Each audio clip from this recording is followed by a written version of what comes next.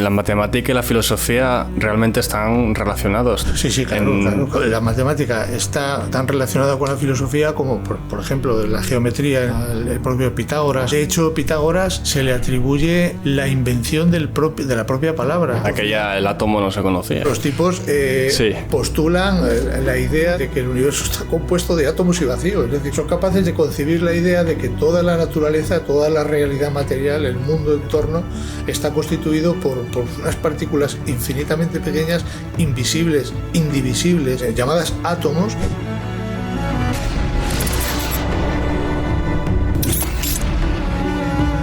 Buenas a todos y bienvenidos otra vez a La Voz del Norte. Bienvenidos a un nuevo episodio y en esta ocasión está por segunda vez Pablo Huerga. ¿Qué tal? ¿Qué tal? Buenas tardes.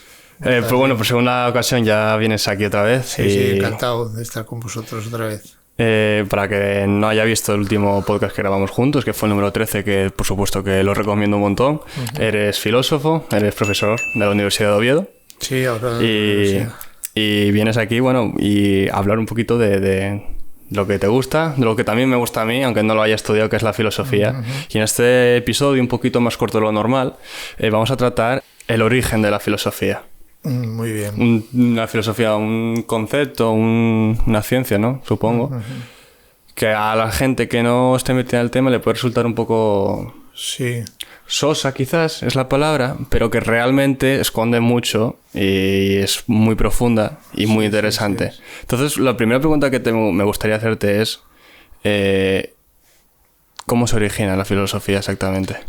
Bueno, pues eso es un enigma, por así decirlo. Es un enigma, ¿no? Claro, o sea, está claro que, primero, cuando hablamos de filosofía, eso que decías tú antes, hay que tener en cuenta pues que normalmente se suele distinguir, yo recuerdo, por ejemplo, en el libro de Gustavo Bueno, de la metafísica presocrática, que él plantea ahí la distinción entre la filosofía en sentido estricto y la filosofía en sentido amplio.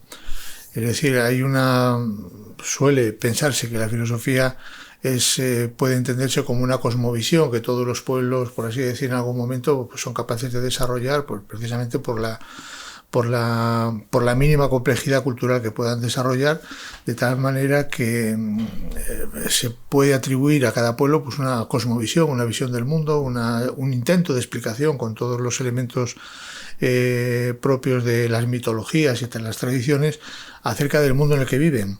Entonces, a veces se entiende la filosofía en ese sentido, pero supuestamente nosotros aquí estamos hablando de la filosofía en sentido estricto, ¿no? de la disciplina como disciplina, de la filosofía como disciplina académica, ¿no? Entonces, en ese sentido, la filosofía como disciplina académica tenemos que considerar pues que es un saber, lógicamente, un saber que surge, que tiene un origen histórico, que es en Grecia, en torno al siglo VI a.C., y así es como lo consideramos, es decir, esa disciplina nace en esa época y se despliega a lo largo de la historia en un continuo de debates y discusiones en torno a escuelas de pensamiento, escuelas filosóficas que surgen y que tienen como característica que todas ellas están construyendo sus discursos en discusión con otras escuelas, de tal manera que esas discusiones van conformando el cuerpo a lo largo de la historia de esta disciplina académica. Claro, antes decías que sí, se puede entenderse como una ciencia o es algo que estudia el comportamiento, el porqué de las cosas. Podemos ¿no? decir que es un saber, pero no es exactamente una ciencia en el sentido de que nosotros solemos utilizar esa palabra, sino que se dice que la filosofía es un saber de segundo grado. Es decir, así como las ciencias podrían situarse como saberes o entenderse como saberes de primer grado, construidos por conceptos con los cuales se organizan los fenómenos y se transforma el mundo operatoriamente a través de la investigación científica y de la tecnología, de la técnica, etcétera. Pues esos saberes de primer grado no, digamos que no agotan, por así decir, la comprensión de la realidad con la que trabajan, sino que de alguna manera, cuanto más científicamente o cuanto más se conoce el mundo desde el punto de vista práctico, técnico, científico, político, religioso, etcétera, de todos esos saberes, cuanto más se conoce el mundo y más se profundiza en él, más contradicciones y complicaciones se plantean. Sí. Entonces esas contradicciones y complicaciones de alguna manera son las que alimentan el campo de la disciplina filosófica, que se entiende como un saber de segundo grado. Vale. Es un saber de segundo grado que, en vez de estar, digamos, constituido por esos conceptos que conforman el campo de las ciencias, conceptos relacionados o articulados en torno a artefactos, sociofactos, operaciones, etcétera, esos conceptos en la filosofía, digamos, el material con el que trabaja la filosofía, ya desde la época de Platón, que se considera que es el padre de la filosofía, por así decir, son las ideas. Se llaman así, ideas. Las ideas se entienden pues como problemas objetivos que se generan en el conflicto entre las ciencias, dentro de las propias ciencias, y por lo tanto, cuando hablamos del origen de la filosofía, siempre nos situamos un poco más atrás de Platón. Se suele decir que Platón es el padre de la filosofía, sí. Pero podemos decir que lo que hace Platón es sistematizar la disciplina, por así decir, darle el cuerpo que conforma. Que también entiendo que le enseñaron. Sí, claro, él era discípulo de Sócrates. Lo que pasa que, ya te digo, podemos, entre otras cosas también porque se conoce muy bien su obra, prácticamente se conserva entera, de una manera muy amplia. Entonces, en todos sus diálogos pues se va viendo cómo se va fraguando una disciplina que es como se trabaja actualmente, como se trabaja desde entonces en filosofía, ¿no? Y ahí es donde Platón propone efectivamente o plantea que el campo de trabajo de la disciplina filosófica son las ideas, ¿no? Ahora, para que Platón llegue a eso, es decir, tiene un maestro que es Sócrates, una complejidad, un problema, un contexto social, histórico, que es la Atenas de aquellos tiempos, en donde se están fraguando todas esas nuevas disciplinas. Aparecen también un montón de ciencias en esa época, sobre todo con Aristóteles. Entonces, pero también antes. Entonces, digamos que el origen, donde hay que remitir la aparición de la filosofía, normalmente se suele decir que son el grupo de los filósofos presocráticos anteriores a Sócrates. Sócrates, sí. De los cuales verdaderamente se conoce poco, aunque se ha estudiado muchísimo. Sí, pero siempre se conoce la figura de Sócrates, la figura de Platón, de Aristóteles, pero no siempre se conoce como los presocráticos, ¿no? Sí. Así en términos generales, sí. Y no te paras a estudiarlo en profundidad. Sí, pero bueno, los filósofos presocráticos gozan de cierta fama, ¿eh? Siempre han tenido bastante respetabilidad, por así decir, y tienen el interés que tienen, la mayor, desde el punto de vista filosófico, es el calado enorme que tienen algunas de las ideas que ellos de alguna manera fraguaron, ¿no? Algunas teorías que se propusieron entonces y que han tenido un éxito enorme a lo largo de la historia, y una gran influencia. No siempre positiva, pero sí han estado, digamos, determinando o ayudando a organizar el propio contenido filosófico, el propio pensamiento filosófico. Entonces sí, hay gente muy importante. Pero bueno, el primero de ellos, normalmente se suele decir que es Tales de Mileto, ¿no? Tales de Mileto. Tales de Mileto es el primero, el siglo VI, en Mileto, que es una colonia griega que está ahí en la costa de Turquía actualmente. Y decimos que si decimos que la filosofía es un saber de segundo grado que se construye sobre saberes de primer grado, obviamente para poder hablar del origen de la filosofía hay que hablar, o habrá que ver hasta qué punto hay ciencias en marcha en ese momento, ciencias que estén, por así decir, promocionando o promoviendo la aparición de esta nueva forma, digamos, de organizar el conocimiento, que es la filosofía. Y claro, Tales de Mileto, pues se conoce siempre, se estudia en matemáticas el teorema de Tales, que es un teorema es relacionado. Claro, es al que se atribuye ese teorema.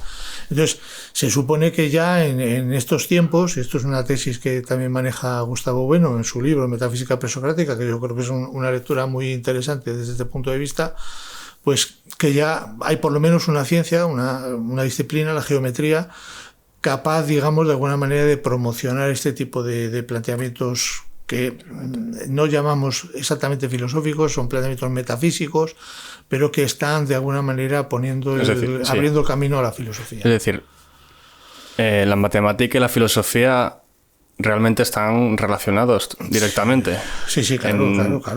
La matemática está tan relacionada con la filosofía como, por ejemplo, la geometría, en este caso, en relación con Tales de Mileto, el propio Pitágoras, que es un Pitágoras también. Pitágoras estudia en... Claro, sí. uno de los filósofos presocráticos también, ¿no?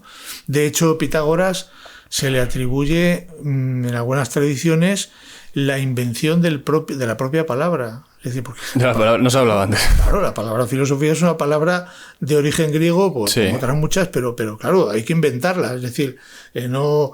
Una cosa es el concepto, una cosa es la escuela, una cosa es la disciplina, pero otra cosa es que tiene que existir esa palabra también, ¿no? Entonces hay una anécdota que se cuenta en algunos autores, está recogida, porque todo lo que sabemos de los presocráticos prácticamente es secundario, es decir, son descripciones acerca de ellos. Se conserva muy poca obra de ellos directamente. Quizá el poema de Parménides es probablemente el texto más completo de toda la filosofía presocrática, que es un poema que todavía se puede leer, se está traducido evidentemente, y en donde de alguna manera parece que está recogido digamos, una exposición original, un texto original de Parménides. Pero en los demás filósofos, por ejemplo en Tales de Mileto y demás, pues lo que se conserva de ellos son frases prácticamente, poco más, ¿no? Escritas. Son escritos. No es como, por ejemplo... No escritas, sí. O sea, se les atribuye a ellos, cuando se habla de estos filósofos, se habla incluso de que son autores de libros, pero de los cuales solo se conserva pues alguna frase que otros autores posteriormente pues recogen como suya.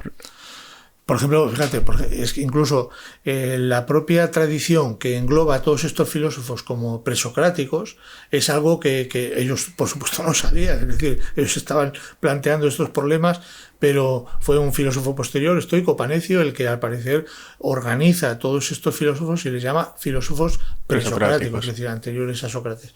Pero todos ellos tienen como característica común pues el hablar o el tratar, digamos, de afrontar una explicación de los fenómenos naturales y de la naturaleza. De por qué las cosas son como son, entiendo. Claro, ¿no?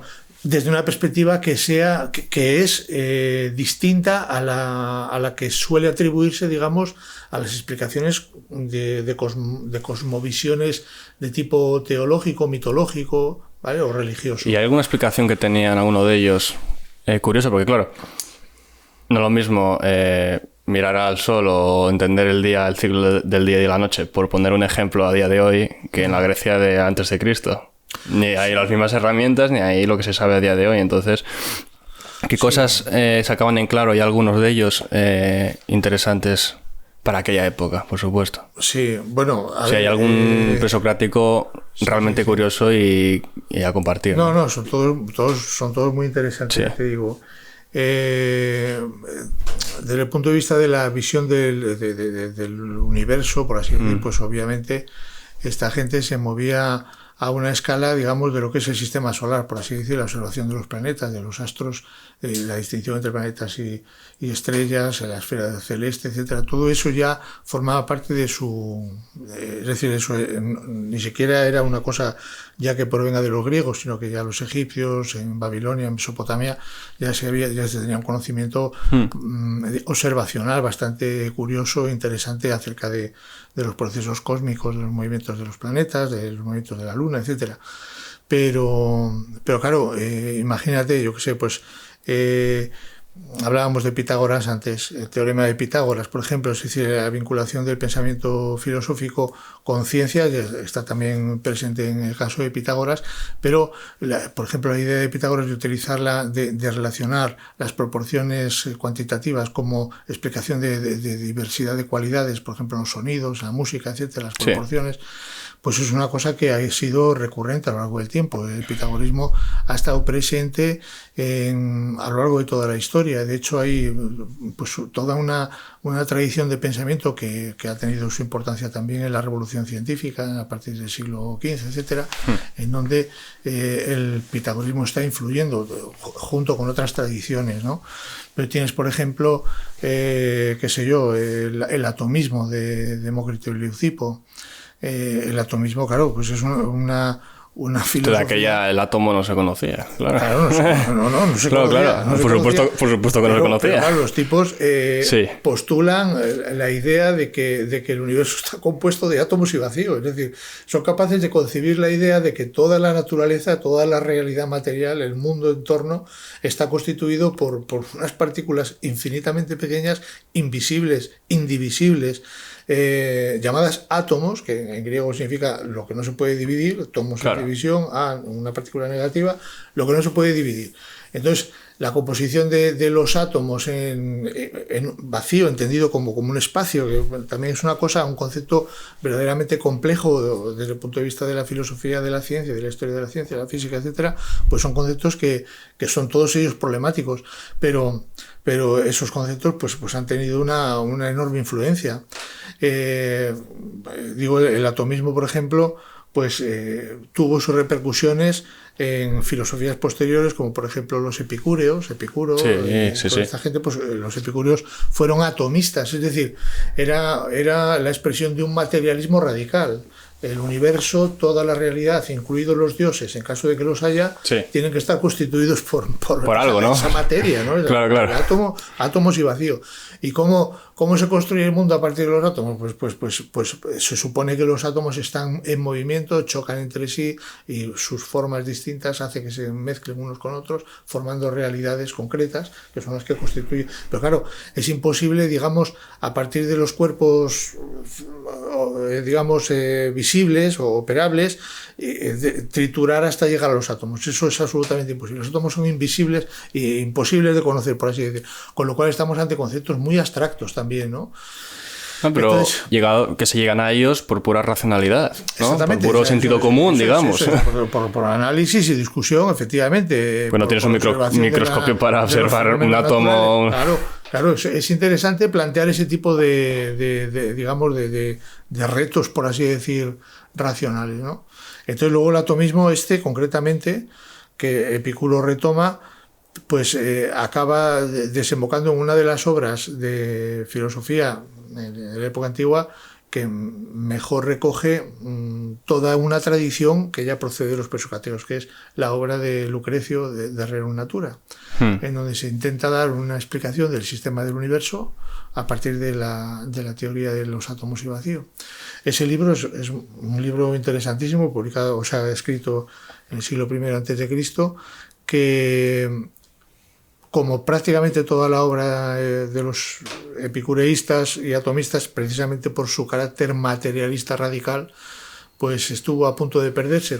Prácticamente toda la obra de Epicuro, salvo la Carta a Meneceo y alguna cosa más, se ha perdido, pero el texto de Lucrecio se ha conservado íntegro. Íntegro y completo, porque entre otras cosas Cicerón decía que era además está escrito en verso. ¿Y de qué año era? Del siglo I. Siglo I, hostia. Entonces ese texto, se le pierde la pista, pero con la aparición de la imprenta, Poggio Bracciolini, un secretario del Papa, entonces fue enviado en el siglo XV buscando libros antiguos para sacarlos en imprenta con ese nuevo invento, por así decir, y se encuentra un manuscrito procedente del siglo IX, probablemente una copia de la época del Renacimiento carolingio, por ahí, del siglo X, que la llevan a Florencia y se publica ahí.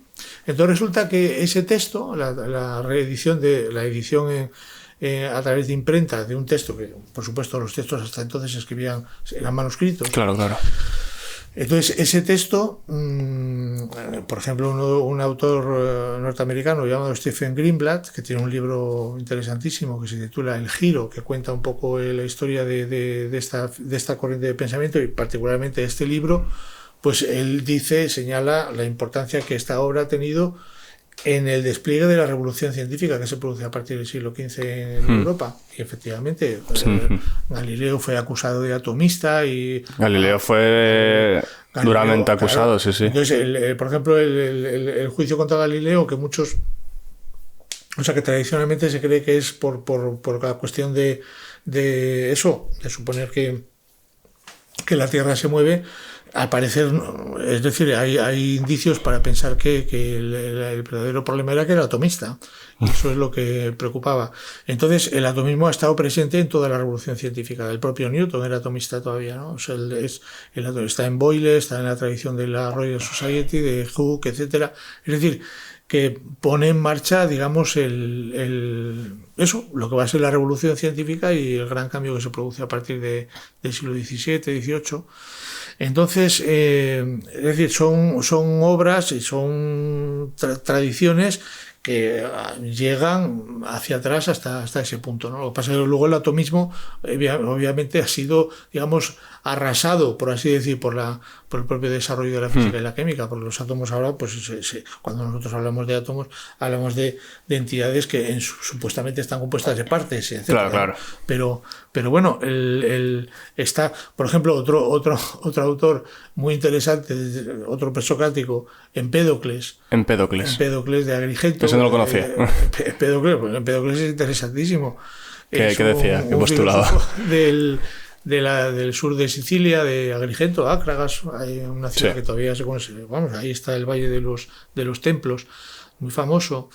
Pues Empédocles postulaba la idea de que todo está compuesto, es decir, la totalidad de la realidad está compuesta de 4 elementos: agua, fuego, tierra y aire. Entonces los 4 elementos se mezclan y dan lugar, digamos, a todas las cosas que conforman el mundo, ¿no? La composición de esos 4 elementos. Entonces, claro, lo interesante del planteamiento de Empédocles es el hecho de que asistimos a la suposición de que esos elementos, por su naturaleza, son inalterables, por así decir. Es decir, el agua no deja de ser agua, ni el fuego deja de ser fuego, ni el aire deja de ser aire, ni la tierra deja de ser tierra. Sí. Pero es su naturaleza, digamos, elemental. Sin embargo, en virtud de las proporciones que cada uno de esos elementos pone en cada cosa, constituyen las cosas particulares. Entonces, donde hay más agua, pues estamos en cuerpos fluidos, etcétera. Donde hay más tierra, pues cuerpos más sólidos. En fin. Que se adapta, digamos, al medio. La idea es proponer, digamos, un principio operatorio, es decir, analicemos la realidad en función de las partes que la componen y tengamos en cuenta que lo que distingue unas cosas de otras tiene que ver con las cantidades, con las proporciones de esos elementos que están mezclados. Es un planteamiento filosófico que, por supuesto, digamos, ha desencadenado una corriente de investigaciones, de estudios, a veces completamente locos, pero que han estado, digamos, presentes en toda la tradición científico-filosófica prácticamente pues hasta la actualidad. De hecho, proponía Empédocles, además, que, claro, para que esos elementos entren en relación unos con otros, pues tiene que haber unas fuerzas que los ponen en marcha. Entonces propone la existencia de 2 fuerzas, que es el amor y el odio. El amor que une los semejantes. Muy poético, en verdad. Claro, sí. Pero claro, el amor y el odio vienen a ser un poco la atracción y la repulsión. Es decir, en la química moderna se habla de atracción y repulsión como las 2 fuerzas, digamos, que están actuando en la composición de las moléculas, de los cuerpos materiales, etcétera. Entonces, en la electricidad y demás, los fenómenos imanes, etcétera, gravitatorios. Entonces, esas fuerzas que él postula ahí, que pueden ser, digamos, míticas o planteadas de un modo literario poético, pero han servido como inspiración, digamos, para el propio desarrollo de la física. Entonces, a mí me parece que son planteamientos muy interesantes. Y luego, bueno... Que todo lo que es la ciencia, la filosofía al final es como un poco el cimiento, ¿no?, de todo lo que luego significó. Vaya. Claro, a ver, luego tenemos esa cuestión, ¿no?, de la relación entre ciencia y filosofía. Eso, por ejemplo, yo creo que un poco hacia lo que apuntas es a la idea de la filosofía como árbol de las ciencias, ¿no?, que es una tesis. También a Raimundo Lulio, por ejemplo, aquí en España, también fue un autor que defendió esa idea del árbol de las ciencias que da lugar por sus frutos a las ciencias. Pero ya te digo, nuestro planteamiento, yo creo que el planteamiento por ejemplo, del materialismo de Bueno, es al contrario, es decir, son las ciencias, los conocimientos, los saberes concretos de primer grado los que van, digamos, favoreciendo o conformando ese pensamiento de segundo grado que es la filosofía. Otra cosa es que después, una vez constituida la filosofía, una vez en marcha, sí, las discusiones filosóficas, las ideas, por supuesto, también ellas están de alguna manera contribuyendo a la transformación y al propio desarrollo de las ciencias.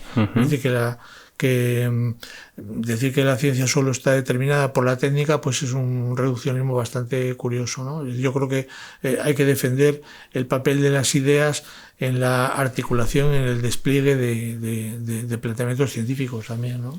Pues si quieres pasamos a hablar de un filósofo de los más famosos que... Sí, yo creo que de los más famosos que tiene la gente en la memoria y tal.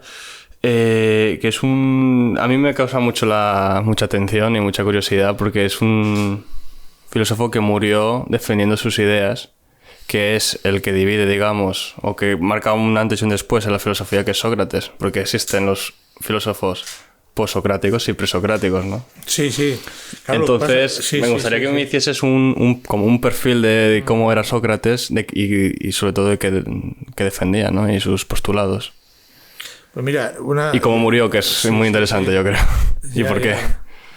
Él, hay una anécdota que cuenta, que se dice que contaba él, que Querofonte fue a preguntar, un discípulo de Sócrates, fue al oráculo de Delfos, sí, eso me la sé, a preguntar a ver quién era el hombre más sabio de Grecia, y el oráculo de Delfos le dijo, es Sócrates.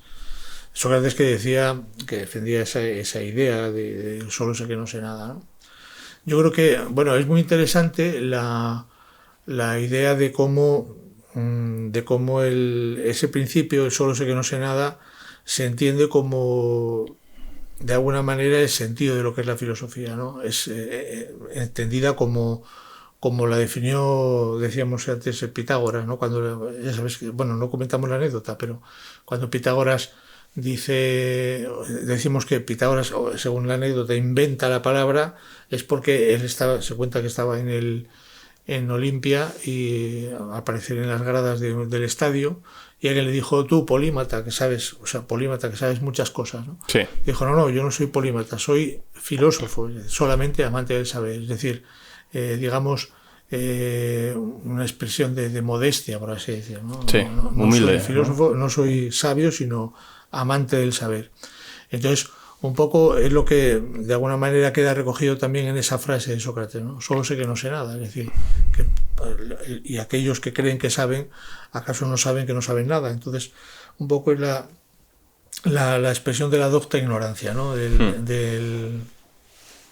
También la idea de concebir la vida como una búsqueda de conocimiento, como una búsqueda incesante. De saber más y más y más. Claro, de conocer, de aprender, y de discutir con aquellos que saben, como decía él, si verdaderamente saben o no, en la apología de Sócrates, ¿no? Entonces, es un personaje muy... Y que no escribió nunca. Claro, no escribió. Que se sabe por la apología de Sócrates, claro, y por otro filósofo, creo. Conocemos de él lo que Platón dejó escrito en toda su obra, porque prácticamente muchos de los diálogos de Platón, no todos, pero la mayor parte, tienen como personaje principal o un personaje importante a Sócrates dentro de su obra. Por otra parte, también hay que tener en cuenta el hecho de que Platón, el primer filósofo, por así decir, ya en sentido moderno, podríamos decir, como el padre de la filosofía que conforma la disciplina, sin embargo su obra está toda hecha a base de diálogos, es decir, que son prácticamente, podemos entenderlas como obras teatrales. De hecho se han adaptado al cine, por ejemplo Rossellini pues adaptó varios de los diálogos de Platón en una película que se puede ver, que se titula Sócrates, y que recoge, pues me parece que son 4 diálogos de Platón, son los 4 diálogos en donde Platón cuenta un poco desde el juicio de Sócrates hasta la muerte por la ingestión de cicuta, habiendo sido condenado a muerte por el Tribunal de Atenas. Entonces, no escribió nada, pero claro, Platón, al situar a Sócrates en el centro de su obra, pues de alguna manera lo convirtió en una especie de modelo ideal de vida, no sé si me entiendes, como una especie de ideal de lo que debe ser la vida filosófica.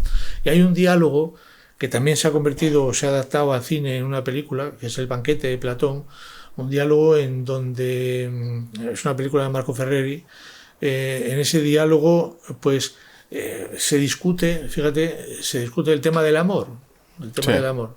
No el tema del amor en sentido abstracto, sino el amor en el sentido del eros, ¿no? del dios eros. Entonces se hace una serie, es un ciclo de discusión, de discursos que todos hacen, un grupo de amigos celebrando el triunfo de un poeta en Grecia llamado Agatón, en un certamen de obras teatrales, de tragedias. Entonces Agatón ha triunfado y entonces van todos a comer a su casa, a cenar a su casa para celebrarlo, ¿no? Y entonces hablan una serie los participantes que están en la mesa, dicen, a partir de Fedro, que es el más joven de todos ellos, dice: yo propongo que hoy, en vez de beber aquí hasta que nos hartemos, pues que hagamos una especie de pugilato aquí de discursos, y cada uno haga un elogio del amor, ¿no? Entonces se ponen a elogiar el amor y van hablando del amor. Habla Fedro, habla Pausanias, habla Erixímaco, un médico pitagórico, habla, que por cierto explica precisamente la salud en términos de proporciones entre los líquidos del cuerpo, siguiendo la tradición pitagórica de las matemáticas. Habla Aristófanes, que propone el maravilloso mito de los andróginos. ¿Cuál es el mito de los andróginos? El mito de los andróginos es uno de los relatos más bonitos de los mitos de Platón, porque Platón, esta es también otra de esas paradojas. Sí. Platón, una de las cosas que utilizaba como recurso literario y también como recurso filosófico para, digamos, la introducción de sus ideas, era la invención de mitos, es decir, relatos más o menos, digamos, mitos o historias o situaciones que sirven de alguna manera para aproximarnos o dar un salto a nuevos conceptos, a nuevas ideas, a nuevas teorías, ¿no? Entonces, como alegorías, por así decir. Entonces lo que cuenta Aristófanes ahí, que de hecho otra cosa también interesante, la mayor parte de los personajes que aparecen en las obras de Platón son todos personajes históricos, es decir, que existían, que vivieron en aquella época más o menos, ¿no? Y entonces Aristófanes, que es un autor de comedias muy conocido y que tiene, entre otras cosas, una comedia en donde hace una parodia de Sócrates en las nubes, ahí aparece un poco la idea del filósofo en las nubes. El filósofo como un que tipo, está en las nubes siempre, ¿no? Claro, como un tipo que está fuera de la realidad, que es una tradición que viene ya de Tales de Mileto. A Tales de Mileto también se le atribuye una anécdota de ese tipo, porque se dice que Tales de Mileto pues un día estaba mirando las estrellas y tan absorto estaba que se cayó en un pozo, ¿no? Entonces una esclava que iba caminando mirando para arriba. Claro, que fuera, ¿no? Sí. Entonces la anécdota de la esclava riéndose de Tales de Mileto que se ha caído al pozo, aunque luego se dice que después él, pues posteriormente, habiendo observado las estrellas y previendo cómo podría ser el clima, pues hizo una serie de inversiones económicas que le dieron muy buenos beneficios. Pero bueno, historias de este tipo. La idea de Sócrates como un lunático, un tipo que está en las nubes, que está pensando en Babia, por así decir, pues estaba en esta obra de Las nubes de Aristófanes. Y sin embargo aquí Platón recoge por boca de Aristófanes una historia muy bonita, la historia de los andróginos, supuestamente para explicar lo que es el amor. Platón propone ahí, o Aristófanes propone, que hubo un tiempo en el que existía una raza de hombres, por así decir, que llaman los andróginos, que eran una especie de hombres compuestos con dos cabezas, un cuerpo redondo, 4 piernas y 4 brazos, que tenían una fuerza descomunal, que se movían dando volteretas, etcétera. Entonces eran unos seres demasiado felices, demasiado orgullosos de sí mismos, totalmente plenos y demás. Entonces no le hacían ni caso a los dioses, y entonces Zeus decidió castigarlos y mandó a Apolo que los castigara, y dividiéndolos por la mitad, ¿no? Entonces Apolo los partió por la mitad. Los partió así en canal, de arriba abajo, en las 2 cabezas, los 2 brazos, las 2 piernas, de tal manera. Luego giró la cabeza, juntó todos los trozos de piel que quedaron del recorte y los ató en un nudo, que es el ombligo. Entonces, sí, de esa manera conformó... La explicación del ser humano. Pero eso es una alegoría, lógicamente. Sí, claro. Está haciendo una alegoría para proponer la idea del amor que tiene Aristófanes ahí, ¿no? Entonces dice que desde ese momento, pues esos cuerpos divididos, desde entonces para acá, pues andan buscando su otra mitad, ¿no? Anda. Entonces dice, cuando van buscando su otra mitad, peregrinando hasta que la encuentran, y cuando la encuentran se funden en un abrazo y luego no quieren separarse nunca, ¿no? Como volver a recuperar esa unidad que perdieron en su momento, que les daba tanta fuerza y tanta felicidad. Entonces ese es el mito de Aristófanes. Luego viene el caso de, bueno, Agatón también ofrece un discurso sobre el amor, y posteriormente Sócrates, que cuenta un relato que a él supuestamente le cuenta una sacerdotisa llamada Diotima en una cueva, donde ella le revela los secretos del amor, que dice más o menos algo así como que el amor es amor de algo que no tienes. Entonces, si el amor es amor de la belleza, pues es que careces de belleza. Si el amor es búsqueda de la verdad, es que careces de verdad. Si el amor es búsqueda de sabiduría, es que careces de sabiduría. Entonces, pero Sócrates le dice, entonces Diotima, y eso quiere decir que el que busca que el amor es feo o el amor es ignorante. Y dice, no, hombre, no es que sea feo o ignorante, es que busca el saber, pero no lo tiene. Entonces, el hecho de buscar el saber significa que por lo menos tiene ya un conocimiento mínimo de la ignorancia que tiene, ¿no? Por así decir. Entonces, esa idea del amor como tendencia, como búsqueda del saber, como búsqueda de la verdad, como búsqueda de la belleza, es una idea que se está plasmando en ese libro. Y fíjate lo que ocurre después. Supuestamente eso es el Eros, ¿no? El Eros, según Diotima, aparece como un mediador entre los hombres y los dioses, ¿no? El Eros según el mito que cuenta Diotima, pues es hijo de Poros y Penía, de carencia, y Penía por carencia, sí, y Poros recurso. Entonces, de alguna manera, Eros aparece ahí como una figura intermedia, que no es un dios, tampoco es un hombre, es una especie de metaxí, un demon intermedio, que no es ni hombre ni dios, pero que está manteniendo o que mantiene o que está en contacto o relacionando a los hombres con los dioses. Suponiendo que los dioses suponen la eternidad, la belleza, la felicidad, la verdad, y los hombres, pues su condición natural, material, incompleta, etcétera, pues el Eros es el que de alguna manera ayuda a los hombres a aproximarse a lo divino, sin poder alcanzarlo, porque entonces dejarían de ser hombres, ¿te das cuenta, no? Sí. Entonces, una vez que él plantea eso así, fíjate lo que pasa en el banquete. De repente llega un tipo de fuera, el más guapo de Atenas, entonces en aquel momento, vale, que era Alcibíades, un joven bello y que gozaba de todos los parabienes en la sociedad ateniense entonces, y que había tenido relación con Sócrates, había estado o estaba todavía enamorado de Sócrates. Pero Alcibíades llega borracho a la fiesta de Agatón para ponerle una corona a Agatón en homenaje por haber ganado en el teatro, ¿no? Entonces se acerca a él para ponerle la corona y dice: voy a celebrar tu victoria, etcétera, te voy a felicitar. Y de repente se encuentra al lado a Sócrates. Hostia. Entonces le entra un ataque de celos, ¿no? No, claro. ¿Qué haces tú aquí? Ya me parecía a mí. Y entonces dice Alcibíades: claro, tú has ganado un día, pero es que Sócrates en las discusiones gana todos los días. Entonces tengo que... Es decir, un poco la cosa de que él es al que sigue amando, por así decir, ¿no? Entonces se produce una situación en la que Alcibíades plantea: ¿qué estáis haciendo?, etcétera, y le dicen: bueno, pero aquí lo que estamos haciendo es un discurso sobre Eros, así que o haces un discurso sobre Eros o te marchas, ¿no? No vamos a emborracharnos ahora. Y entonces Alcibíades dice: bueno, pues voy a hacer un discurso, un homenaje, no a Eros, sino a Sócrates. A Sócrates. Y entonces, en el discurso que hace Alcibíades de Sócrates, Sí. habla de él en los mismos términos de un amante a un amado, recogiendo todo lo que se ha discutido, todo lo que se ha hablado de Eros hasta entonces.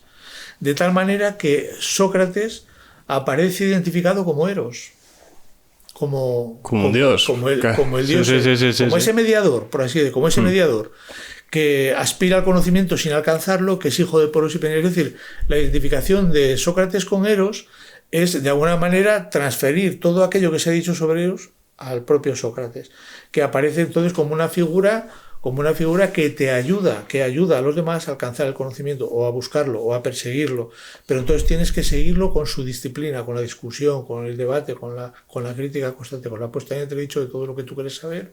Esa es un poco la figura de Sócrates. Así se construye. Entonces, de alguna manera, Sócrates es la expresión un poco del ideal de vida que propone Platón también, que propone la filosofía. Vivir como un filósofo es vivir como Sócrates, aspirar al conocimiento y pelearse con quien sea y como sea para seguir adelante en esa búsqueda. Claro. Entonces, el tema, en este sentido, es interesante el hecho de que para poder poner en marcha esa búsqueda no podemos considerar que el amor es ignorante, sino que es amante del saber porque carece de él, pero al mismo tiempo tiene ese recurso, ¿no? Que es el Poros, el que le da, digamos, esa fuerza inicial para la búsqueda. Entonces, alcanzas el conocimiento, pero lo pierdes. ¿Por qué? Porque los hombres no podemos hacernos dioses, no podemos alcanzar la sabiduría, podemos aspirar a ella, pero no podemos alcanzarla. Entonces, esa aspiración al saber es lo que digamos, da sentido al hombre como ser humano. Es decir, la realización de lo más humano del hombre es vivir como Sócrates. Eso es lo que propone Platón ahí. Entonces Sócrates es un modelo de vida para todos aquellos que buscan el saber, Así que, y fíjate tú, una cosa interesante en relación con esto, es que los griegos, cuando hablaban de hombre, de ser humano, no de hombre en el sentido masculino, sino del ser humano, utilizan la palabra anthropos, que es una palabra que nosotros conocemos, antropología. Bueno, pues anthropos es una palabra cuya etimología pues es muy discutible, es decir, no se sabe muy bien lo que significa. Hay muchas palabras griegas, la propia palabra filosofía, la etimología es muy sencilla, amor al saber, sofía, sabiduría, filos, amora, ¿no? Pero en el caso de que un poco en esa palabra está recogido un poco esto que estamos hablando, ¿no? El amor al saber supone que lo buscas pero no lo tienes, te das cuenta, es decir, no alcanzas la sabiduría, por así decir. Pero anthropos, según algunas interpretaciones, yo lo leí por primera vez en un libro de Lawrence Durrell, un libro que se titula Las Islas Griegas, y hace poco lo he leído también en un libro maravilloso de Pedro Laya, un autor de aquí de Oviedo que vive en Grecia, que es ha hecho una serie de libros interesantísimos sobre la cultura griega, y en el último libro, que se titula Palabras del Egeo, hay un intento, digamos, de explicación de la etimología de la palabra anthropos, que vendría a ser algo así como, o significaría desde el punto de vista etimológico, algo así como anthropos es el que mira a lo alto, el que mira al cielo, ¿no? El que mira hacia arriba. Que es un poco esta idea también de Sócrates, esta idea del ejercicio de la filosofía como búsqueda del saber, ¿no? El que mira hacia lo alto. Entonces, a mí me parece una etimología muy bonita, pero que recoge en cierto modo la imagen de Sócrates que construye Platón. La imagen que construye Platón, no solo en ese diálogo, sino luego en todos los demás. Es decir, porque en todos ellos va a ser el protagonista, por así decir, de toda una serie de discusiones sobre diversos temas que va a tener Sócrates con un montón de personajes históricos acerca de cuestiones filosóficas, de ideas filosóficas. Todo lo que plantea ahí son discusiones sobre ideas. La idea del amor, la idea del saber, la idea de la verdad, la idea de la justicia. Por ejemplo, en la República es un libro entero dedicado de Platón, que al parecer, me he enterado después, creo, que lo expuso por primera vez en el teatro de Siracusa, porque Platón estuvo allí de asesor político al rey de Siracusa, o al tirano de Siracusa, por lo cual fue además después vendido como esclavo. Entonces, este texto de la República, pues por ejemplo, se plantea pues una reflexión filosófica acerca de la idea de justicia. Entonces, cómo se debe construir o cómo se puede plantear la justicia a partir de la organización de un Estado que permita precisamente a los hombres vivir bajo ese principio, ¿no? El principio de la justicia. Entonces, toda la obra de Platón es una obra acerca de ideas en torno a las cuales alrededor de ellas se está construyendo diálogos en donde es Sócrates, por así decir, el guía, el mediador, ese metaxí que lleva a, pues eso, en búsqueda de esos saberes que no se alcanzan nunca. Claro. Y eso es la cuestión, ¿no? Que las ideas filosóficas son problemas abiertos que no tienen una solución, digamos, científica, no tienen una solución categorial. Tienen solución los problemas, las ideas filosóficas, pero tienen solución moral, es decir, tienen una solución política, tienen una solución como aplicación política. Entonces, en ese sentido, cuando las ideas, por así decir, se aplican a la realidad política, pues se convierten en ideologías o se convierten en valores. Por ejemplo, yo qué sé, la idea de cultura, una idea complicadísima, a la que, bueno, por ejemplo, ha dedicado libros, un libro maravilloso, El mito de la cultura, un libro interesantísimo en donde se discute la idea de cultura, efectivamente. Pero lo que Bueno propone ahí, o discute, es el mito de la cultura entendida precisamente como un valor que articula una forma de entender el mundo y una forma de organización de la política española, por ejemplo, con el Ministerio de Cultura y todo este tipo de cosas. Sin embargo, esa concreción práctica de la idea de cultura es una concreción práctica de carácter político que procede de un problema que es una idea, la idea de cultura, que no está resuelta, es decir, que aunque se aplique históricamente o políticamente en un momento determinado, no por eso se ha resuelto el problema, sino que al contrario, lo puedes estar ampliando más, ¿no? Claro.